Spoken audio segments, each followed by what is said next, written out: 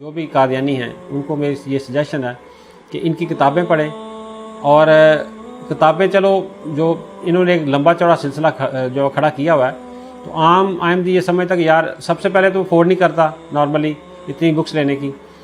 تو ساری نام ہی صحیح، لیکن کم از کم جو علماء حضرات نے یا جو مسلمان حضرات نے جو یہ بکس کے اندر سے جو نکالی ہوئی ہیں ان کی چیزیں، جو کویشچن ریز کیے ہوئے ہیں، صرف ان کو ہی پڑھ لیا جائے تو میرے خیال میں وہی سفیشینٹ ہو جاتا ہے ان کے لیے، اور اس سے ان کا چہرہ بالکل کلیئر ہو جاتا ہے کہ ان کے اصل بتانے والے قائد کون سے ہیں اور پریکٹیکلی ان کے قائد کون سے ہیں۔ باقی الحمدللہ اللہ تعالیٰ نے جب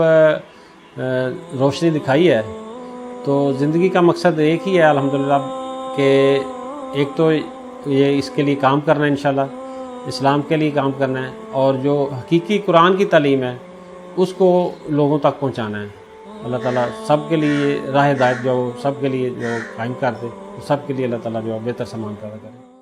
تحفظ ختم نبوت، ناموس رسالت، رد قادیانیت، حالات حاضرہ اور دیگر اہم ملکی و بین الاقوامی موضوعات پر مبنی مستند اور معلوماتی پروگرامز دیکھنے کے لیے KTV آفیشیل کے YouTube چینل کو سبسکرائب کیجیے۔